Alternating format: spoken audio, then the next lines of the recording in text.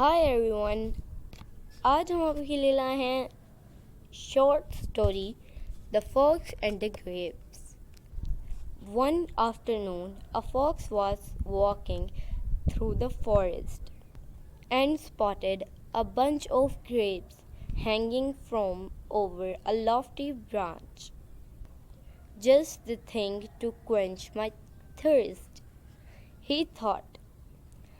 Taking a few steps back, the fox jumped and just missed the hanging grapes. Again, the fox took a few paces back and tried to reach them but still failed.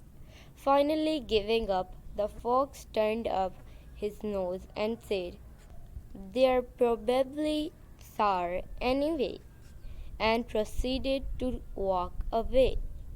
Moral of the story. Moral. It's easy to despise what you cannot have. तो दोस्तों, ये था आज का हमारा lesson. उम्मीद आपको ये वीडियो पसंद आई होगी। आपसे मिलेंगे अगली नेक्स्ट वीडियो के साथ। तब तक के लिए अल्लाह हाफिज़।